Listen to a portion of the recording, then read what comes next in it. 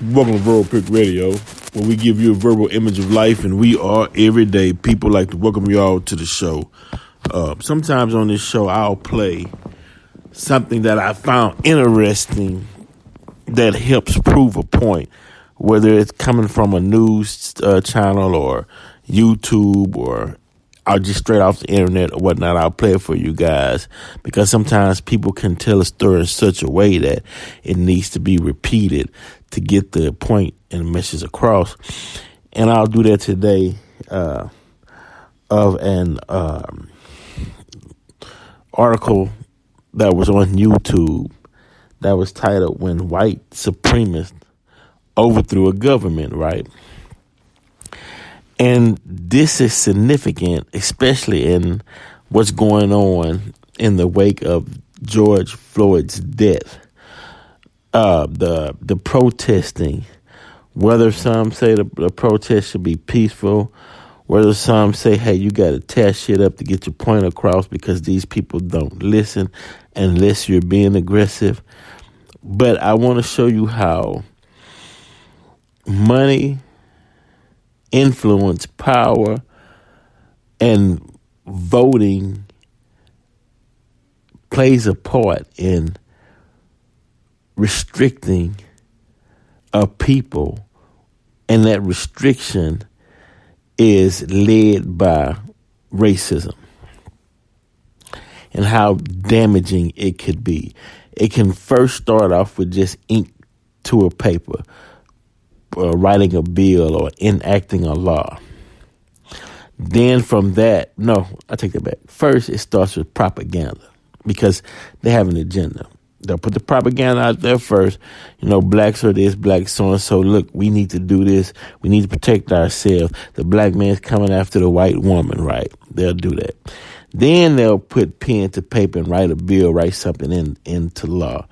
Then once the law passed, then the blood seekers, the blood suckers, and the blood hunters will gather and physically harm black people, and they'll hide behind that bill or that law that was passed, like what the police are doing in police brutality.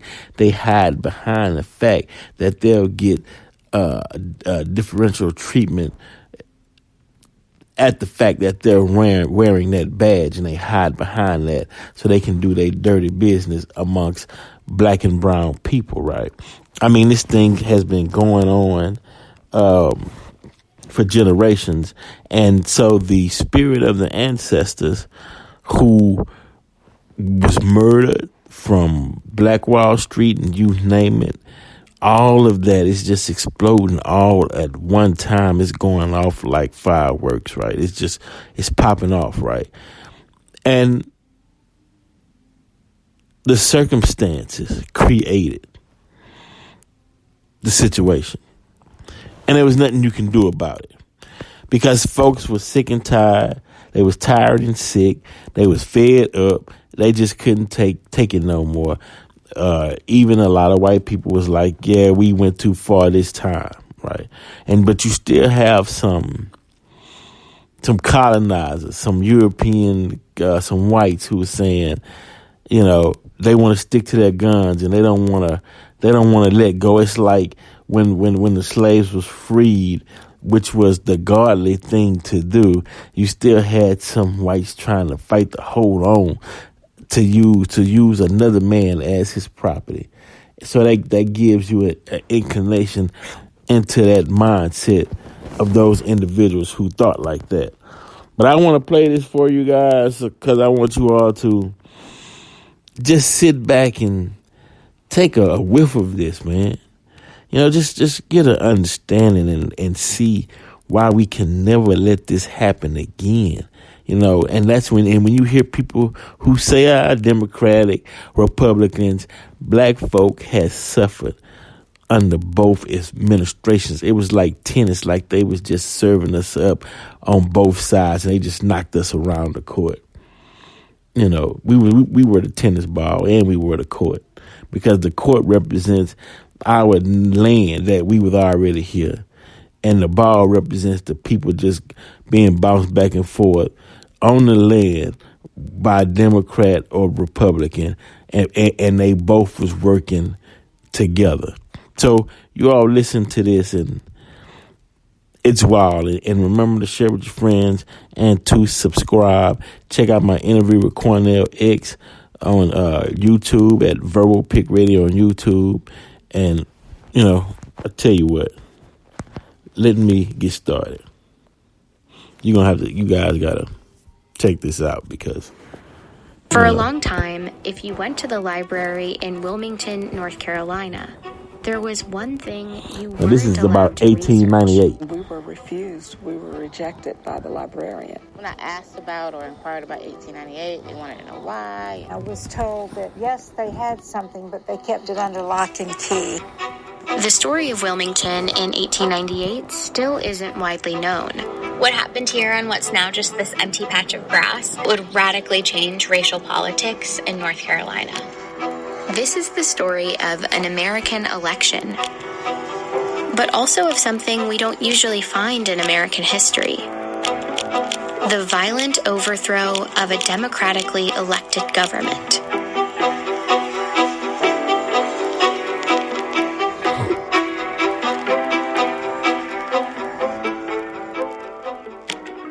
In the late 1800s, Wilmington, North Carolina was the state's largest city. It had a majority black population, and historians today describe it as a rarity in the post-Civil War American South. Wilmington, prior to November 1898, was what the New South could be at the cusp of the 20th century. There was an unusual degree of black prosperity. In Wilmington, there were successful black entrepreneurs, doctors, teachers, but also black elected officials. And for a time, that was true throughout the state.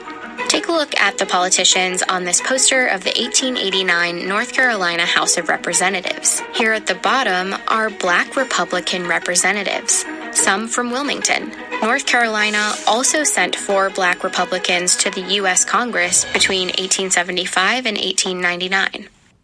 The Democratic and Republican parties of 1898 in many ways occupied opposite parts of the political spectrum than they do today. Most African Americans were voting for the Republican Party, and the Democratic Party was white voters almost exclusively. White supremacy was the central focus of the platform for the Democratic Party.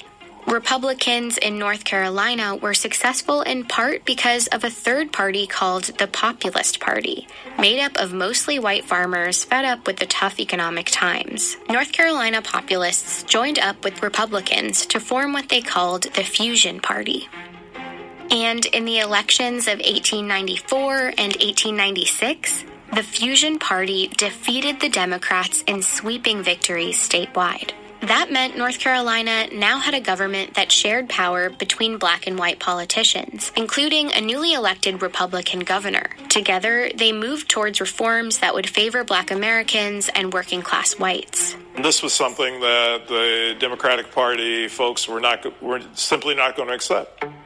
A multiracial government wasn't just a disappointment for Democrats. It was more like a humiliation. They needed a plan to take back control of the state in the next election. So party leaders like Furnifold Simmons, future U.S. Senator, Charles Aycock, future North Carolina governor, and this man, Alfred Moore Waddell, came up with one: to beat the Fusion Party by luring white populist voters away from their alliance with black voters. Wilmington, with a large black population and a local fusion government in power, would be a focus of their campaign. The State Democratic Party Handbook for 1898 laid out their goal: consolidate the white vote by stoking white anger and resentment. It said, "This is a white man's country, and white men must control and govern it." Their most effective tool was the media. One of North Carolina's biggest newspapers was a Democratic Party mouthpiece. It ran racist political cartoons throughout 1898. Not everybody was literate in 1898, but to see a political cartoon of the type that ran, you may not be able to read it, but you know exactly what it means. Many of the cartoons were centered on the threat of Negro rule, even though the fusion government was mostly white. They also played up another fear: black men threatening white women became a theme. White men need to do all that they can to protect white womanhood. This was all part of North Carolina Democratic strategy, but it echoed the national racist rhetoric of the time. In one speech that Democrats printed in Wilmington paper, a prominent Georgia writer named Rebecca Felton said, "If it takes lynching a black man a day to protect white womanhood, I say lynch." Her speech prompted a Wilmington black man named Alex Manley, owner of the black-run Daily Record newspaper, to respond with a column. He made a simple observation that, at the time, was shocking. That white women who had liaisons with black men did so voluntarily and enthusiastically. Manley wrote, "Every Negro lynched is called a big, burly black brute, when in fact, many were sufficiently attractive for white girls to fall in love with them." Manley pretty much said, in a nutshell, sometimes white women choose to be with black men. Manley's editorial became another tool for Democrats. Newspapers reprinted it, called it a horrid slander, and ran comments about it on a daily basis. It was just a few months before the election, and white voters were angry. By the time the election rolls around on November 8th, black voters, Republican voters, had been thoroughly intimidated here. By all accounts, the elections of 1898 were a sham. The Democratic Party had a paramilitary group called the Red Shirts. They attacked and blocked black residents from voting. At a rally just before the election, Alfred Moore Waddell provoked the crowds. He said, "Negro office holding ought at once and forever be brought to an end, even if we have to choke the current of the Cape Fear River with carcasses." The votes were counted, and the Democrats won. Democratic candidates won every seat they had a candidate up for election in. But some local fusionist politicians remained in power because their seats hadn't been up for re-election, like the white Republican mayor and the Board of Aldermen. And of course, the election did nothing to undo the economic power black folks held in the city. The Democrats had won the election, but their goal of total white supremacist control remained out of reach. And so they engineered what was essentially a coup d'etat. The day after the election, at a gathering for white men in Wilmington, the Democrats unveiled a document called the White Declaration of Independence. It contained an ultimatum.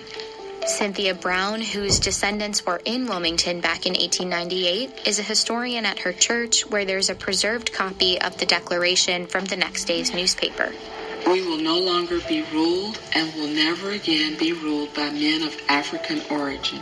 They would strip black men of voting rights. They would give white men a large part of the employment heretofore given to black men. And as for Alex Manley, "We demand that he leave this city forever within 24 hours. The next morning, hundreds of white men marched to the offices of the Daily Record. Manley was gone. He had fled to save his own life. They set the Daily Record building on fire. This is where it once stood. Once the white leadership destroyed Alex Manley's printing press, they destroyed one way in which the African American community in Wilmington could organize itself and keep itself informed. At City Hall, the mayor and Board of Aldermen were forced out. There's 200 armed men in City Hall at the time. They didn't do it of their own free will. And as they resigned, a new member selected by the Democratic Party was voted into office. Waddell, who once threatened to fill the Cape Fear River with black bodies, was the new mayor of Wilmington. Meanwhile, the mob had grown to about 2,000 men, and the violence spilled into the streets. In these photos, X's mark where the first black residents were killed. The stories are that they were dumped into the river, and there are varying stories about how many people were killed. I see 40 to 60 clearly as fatalities as a result of the violence, but I think it was higher. Many black residents hid for days in the swamps and the wooded cemeteries in the city, including Cynthia's great-grandmother. and thousands of other residents fled Wilmington, never to return. Shortly afterward, Democrats printed booklets celebrating a glorious victory, and in the newspapers depicted Black residents as the instigators.